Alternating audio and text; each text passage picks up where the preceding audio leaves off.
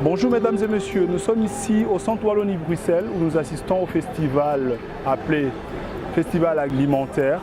Le festival alimentaire vise à promouvoir toutes les initiatives prises en République démocratique du Congo dans le but de favoriser le développement social.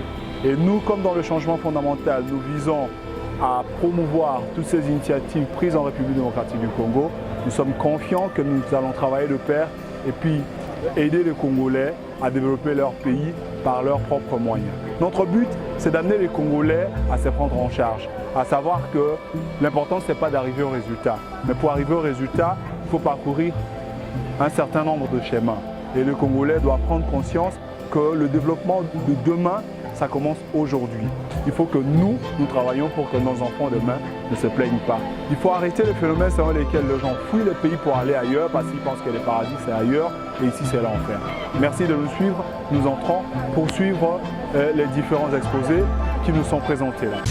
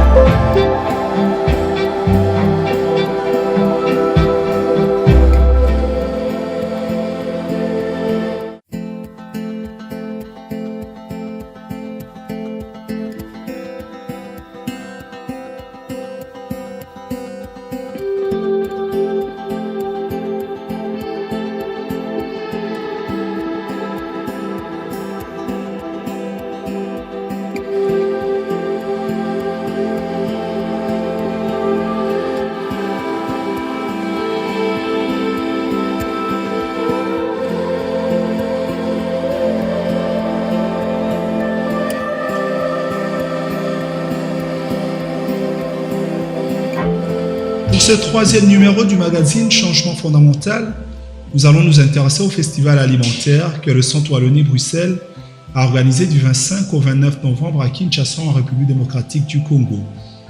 Cette petite foire de l'agriculture a rassemblé un bon nombre de fermiers et éleveurs de poissons.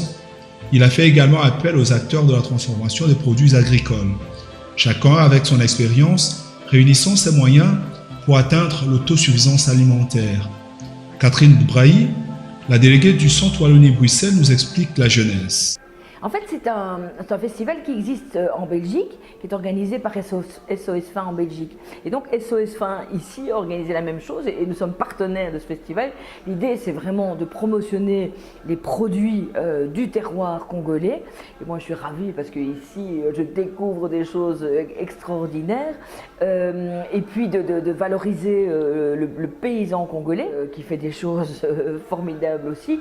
Et aussi de mettre tous ces gens en contact. De façon à pouvoir transformer les produits, imaginer des choses ensemble, etc. pour distribuer aussi les produits. Parce qu'il ne suffit pas d'avoir des bons produits, il faut aussi qu'on puisse les acheter. Moi, je viens d'acheter des très bonnes petites pépites de gingembre.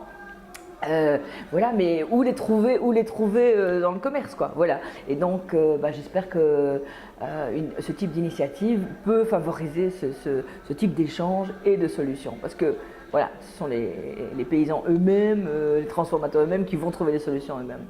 Dans ces magazines, nous allons vous montrer les quelques efforts fournis dans la province du Congo central et à Kinshasa, la capitale. Ces efforts démontrent qu'il y a encore du chemin à faire, car le manger effectivement bio en RDC reste encore du luxe dans la capitale. Les prix sur les marchés sont exorbitants. 10 $ le kilo pour une viande de bœuf, la moitié pour le poisson tilapia.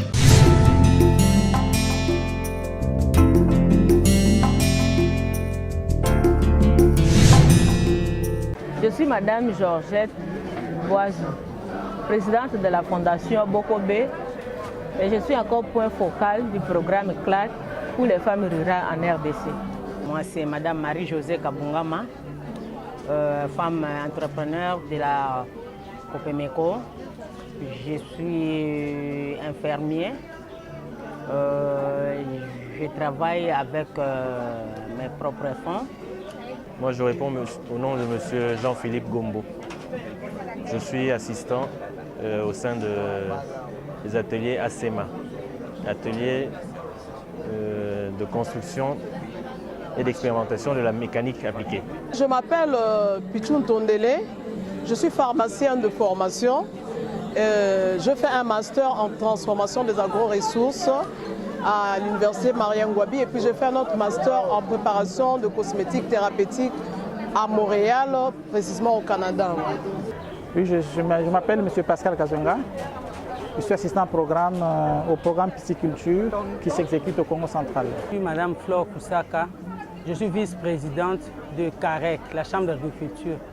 Changement fondamental s'est entretenu avec les spécialistes de la poissonnerie réunis dans le programme d'appui à la pisciculture villageoise. Ils sont installés dans la province du Congo central dans une coopération financée par la Belgique. Pour Christian, qui est l'un des responsables, il y a de l'espoir pour l'avenir. En exécutant ce programme au Congo central, nous avons deux gros volets.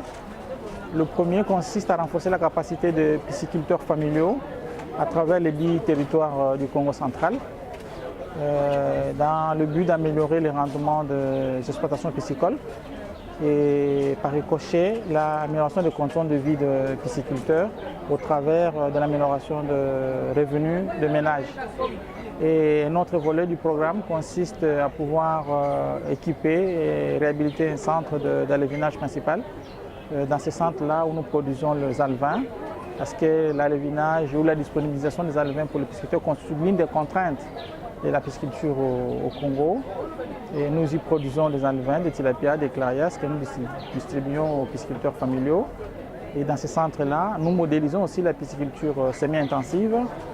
Et parce que pour y arriver, il faut mettre en place la technicité et les moyens nécessaires. Nous n'importons presque rien dans la mesure où tout est produit sur place. Les ingrédients principaux, le maïs, l'arachide, le manioc et le soja, nous les produisons sur place.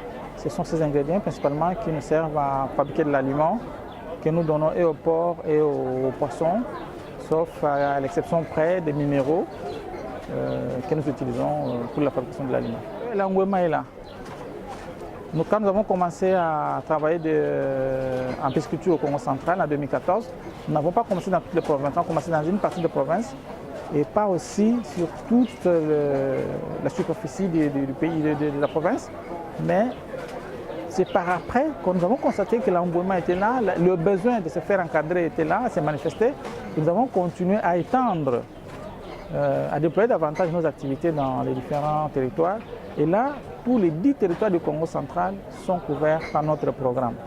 Mais nous restons encore sur nos gardes, nous devons travailler dur pour que l'appropriation des acquis du programme soit une chose réelle, pour que les résultats soient atteints là et se pérennisent aussi pour le temps.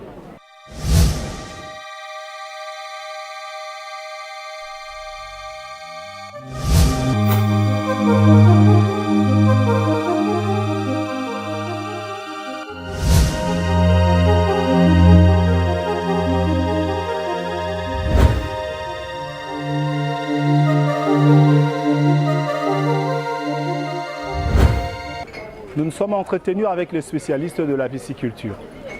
Ils nous ont expliqué les problèmes qui sont les leurs. Ils nous ont expliqué comment ils s'y prennent.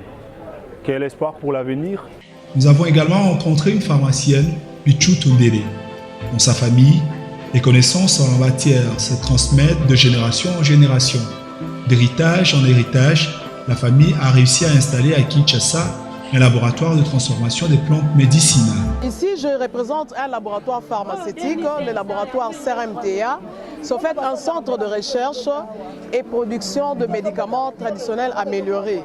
Donc le CRMTA, lui, il est spécialisé dans la production de phytomédicaments. Nous fabriquons des médicaments à partir de plantes médicinales locales. Le CRMTA a beaucoup de produits sur le marché. Notre produit phare, ou le premier produit, c'est la méamycine. On a présenté sous forme de 2 formes, sirop et comprimé. Après, il y avait eu le diazostimil, Zinginalis, Sensifos, c'est un antipaludéen qu'on n'a pas pu exposer ici. Et présentement, là, nous avons maintenant une branche cosmétique dans les laboratoires CRMTA. Et les cosmétiques sont présentés là. Les laboratoires se trouvent ici. Ça a été monté par un fils du pays, le pharmacien Basile Tondele Diazolo, qui n'est plus en vie. Il nous a quittés depuis 2013. Mais néanmoins, il a formé la relève. Moi, je suis sa fille. Je suis pharmacienne de formation, comme je vous ai dit au début. Nous continuons l'œuvre de notre défunt papa. Oui, pour la petite histoire, sa mère, qui fut notre grand-mère, fut tradithérapeute. Donc l'histoire est partie de là. Sa maman traitait les gens avec les plantes médicinales. Le fils, mon papa, connaissait ces plantes médicinales-là. Mais maintenant, à son niveau, lui, il est parti à l'université pour transformer ces plantes médicinales en médicaments. Et le papa a transmis sa connaissance à nous, ses enfants, sa progéniture. Nous continuons dans cette lancée-là. Donc pour la petite histoire, ça va de notre grand-mère jusqu'à la génération qui suit. Moi aussi, j'ai des enfants et parmi mes 2 enfants, il y a une qui a déjà dit qu'elle fera la pharmacie. Donc en fait, c'est un métier qui se transforme, qui se transmet de père en fils. Cet homme a inventé une éplucheuse de manioc. Il contribue grandement à la transformation de ces tubercules qui est la nourriture de base en République démocratique du Congo. Le monsieur travaille avec les moyens de bord. Il n'a bénéficié d'aucun soutien sérieux des autorités publiques, comme l'explique son assistant. C'est une éplucheuse mécanique de manioc. Son rôle est d'enlever la pelure du manioc, récolté directement des champs, avant d'être mis dans le bassin de rouissage en vue de pouvoir soit le produire en tant que cossette de manioc ou pour d'autres utilisations. Non, elle est déjà en vente. Elle est déjà en vente. Il y a déjà des acquéreurs depuis plusieurs années qui exploitent leur matériel. L'inventeur a eu l'idée de par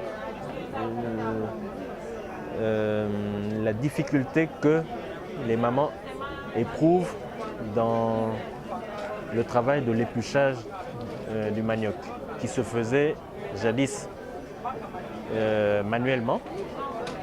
Et deuxièmement, les agriculteurs connaissaient beaucoup de pertes, des pertes énormes en termes de production de leur récolte.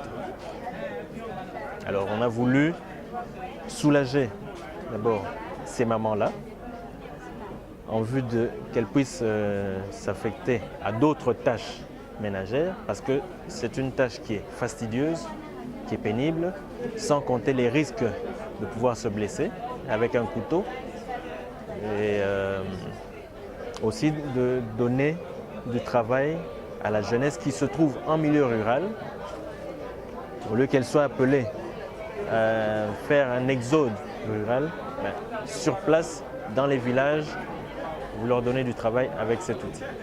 Que fait le ministère de l'Agriculture concrètement? Nous avons rencontré Mme Poussaka, représentant la chambre du ministère qui encadre les agriculteurs. Nous faisons des formations, la campagne de vulgarisation pour les amener à comprendre les bienfaits de travailler la terre. Nous donnons des formations, nous encadrons pendant la culture, dès l'analyse du sol. Nous faisons l'analyse du sol, nous sémons avec, nous choisissons la culture selon les saisons agricoles bien sûr.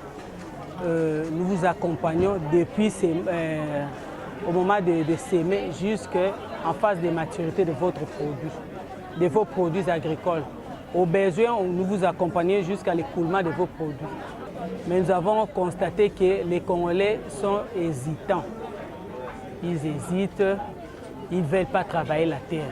Oui, ça c'est une réalité. Le soutien des autorités politiques administratives du pays et de la province est réel.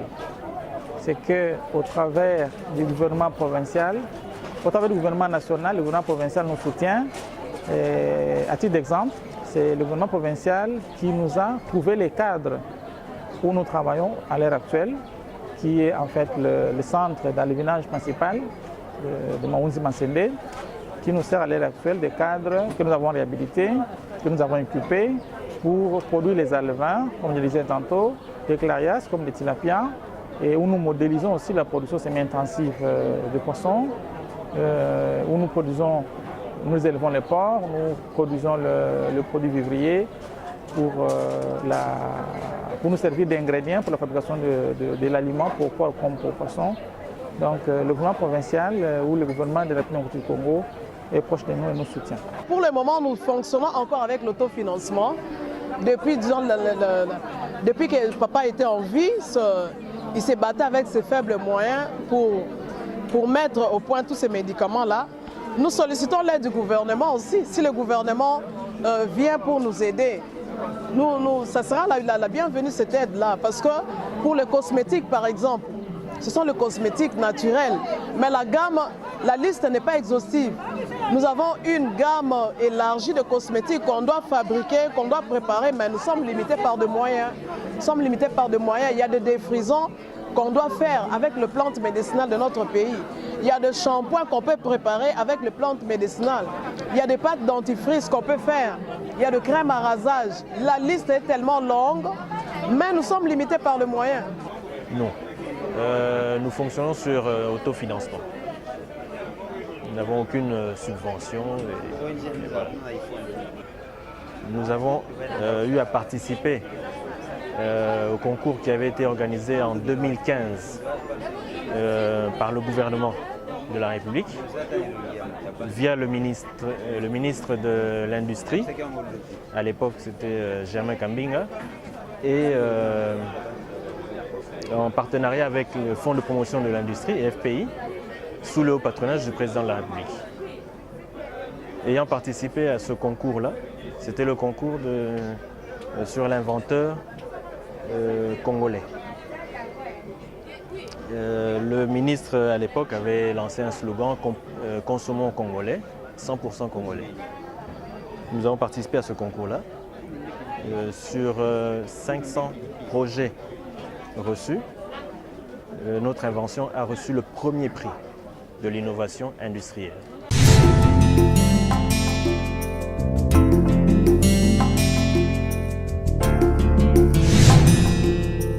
Des expositions ont eu lieu dans tous les grands coins de Kinshasa dans le cadre de ces festivals alimentaires, tels que l'espace Bilembo, où des enfants ont été édifiés sur différents ateliers liés à la terre, aux arts et aux autres vertus. L'université de Kinshasa, la commune de Djili et Kimbaseke ont aussi servi aux expositions et projections des films. Les citronnelles que j'ai plantées, ça c'est les citronnelles, j'ai séché ça. J'ai transformé ça à le liqueur citronnelle. J'ai mélangé avec les moringas que moi-même j'ai planté. J'ai mis aussi le basilic, le grand basilic. J'ai mélangé avec les kimbiolongo, mais les kimbiolongo, j'achète ça au marché. Avec ce que j'ai planté, ce n'est pas encore suffisant pour transformer, mais j'ai continué à planter. Ici, j'ai les huiles de sésame. Les huiles de sésame, c'est le wangila, que beaucoup de gens ignorent pour manger ça. Oh, ce n'est pas bien, ça ne goûte pas. Or, c'est une plante de longévité qui a beaucoup de vertus que nous pouvons consommer dans notre pays. Là, on a le gingembre, on a le curcumine, on a le spiruline, on a les carottes. Tout ça, c'est notre produit qu'on a planté dans notre pays. Auparavant, j'étais une femme commerçante. Je vendais des babouches avec des habits. Bon, un jour, j'ai rencontré mon ami qui m'a dit qu'il veut préparer son doctorat à l'âge de 50 ans. Moi aussi, j'ai dit, ouais, à partir de l'âge de 50 ans, quelqu'un peut préparer son avenir. Moi aussi, j'ai dit, bon, dès que moi, je tendais sur 50 ans, je vais me spécialiser dans un domaine. Et j'ai choisi l'agriculture. C'est pourquoi je me suis lancée dans la transformation alimentaire. J'étais passée pour la formation chez Père Charles à Kimpese 2 fois. Et maintenant, les produits sont là. C'est difficile vraiment. Avec un peu de moyens que nous faisons, quand vous transformez, les peu qui vous arrive, vous prenez l'argent pour acheter la nourriture à la maison, d'autres vous payez les minervales, les frais de minervales pour mes petits-enfants. J'ai des orphelins à la maison qui sont dans mes charges. La République démocratique du Congo regroupe 80 millions de terres arables non encore exploitées. Seulement 10% sont cultivées, en grande partie artisanalement. Le pays manque de routes de desserte agricole. Son bassin d'eau est le plus dense et le plus abondant du continent africain, comparable à celui du Brésil. Le pays est traversé sur l'ensemble du territoire national par le fleuve qui porte son nom et une végétation offrant toutes les conditions favorables à l'agriculture. Mais la population vit chaque année d'importation d'aliments à hauteur de 2 milliards de dollars américains. Bon, pour moi, le but, ce n'est pas de combattre l'importation, parce que la politique générale des importations, ça, c'est au niveau national. Pour nous, l'essentiel, c'est de pouvoir produire quelque chose qui soit à bon prix et qui soit de bonne qualité. Je peux émettre l'avis selon lequel il est possible que nous atteignions un niveau de production acceptable, de produits de bonne qualité et à bon prix. Nous sommes en train de plaider parce que vous verrez que le marché congolais est inondé de produits importés. Et pendant que nous, les femmes congolaises, nous n'exportons pas. Au contraire, nous ne vivons que d'importation et nous n'exportons pas. D'une part, la population qui, malgré la volonté, ne dispose pas de moyens pour la culture des aliments de première nécessité se bat pour survivre. De l'autre, les dirigeants du pays n'encadrent pas suffisamment l'agriculture pour qu'elle se développe. Pourtant, ce ne sont pas les moyens qui manquent. Le projet d'appui à la réhabilitation et à la relance du secteur agricole avait reçu un don de 120 millions de dollars américains en 2016 pour sauver les activités du secteur dans la province de l'Équateur. Les progrès sont rapportés sur papier, mais sur terrain, la réalité est tout autre.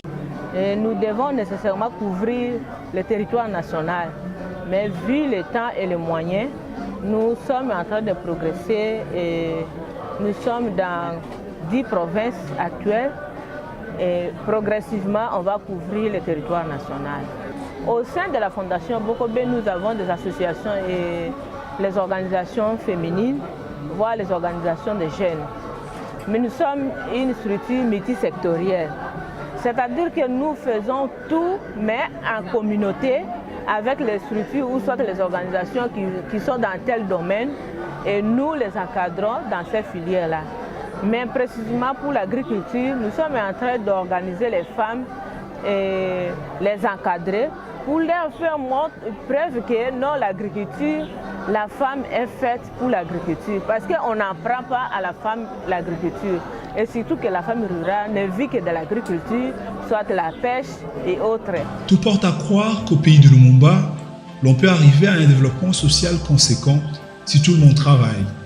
Non seulement il faut y croire, mais surtout il faut s'y mettre, car célébrer des journées et organiser des festivals sont un fait. Mais transformer l'espoir en réalisation est une autre paire de manches. Vous verrez que dans cet espace ici, vous verrez que presque toutes les organisations, à 80%, ce sont les femmes. Et d'autres organisations, bien qu'il y a des hommes, et ce sont les femmes qui ont de la place, les prises de décision. Et la femme maintenant a la conscience que c'est elle la clé du développement. Alors nous nous battons.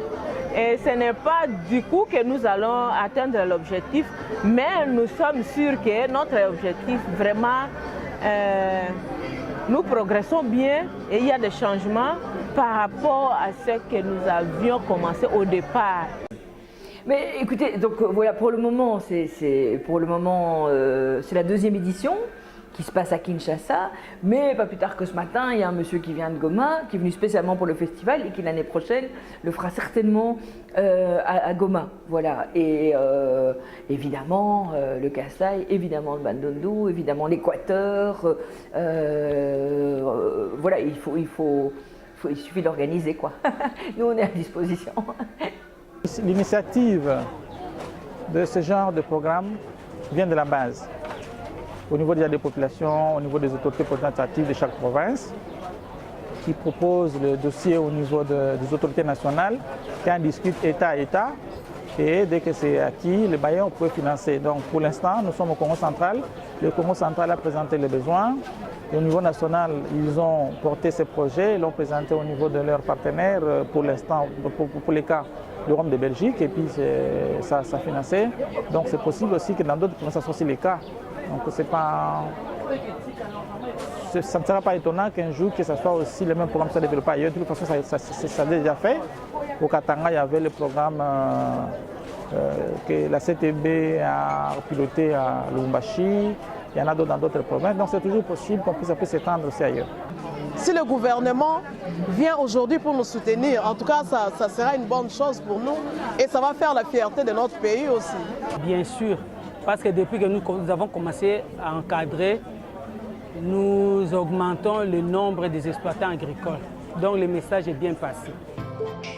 Le travail est la seule voie par laquelle le peuple peut s'en sortir, mais il faut aussi que les politiques y mettent du sérieux.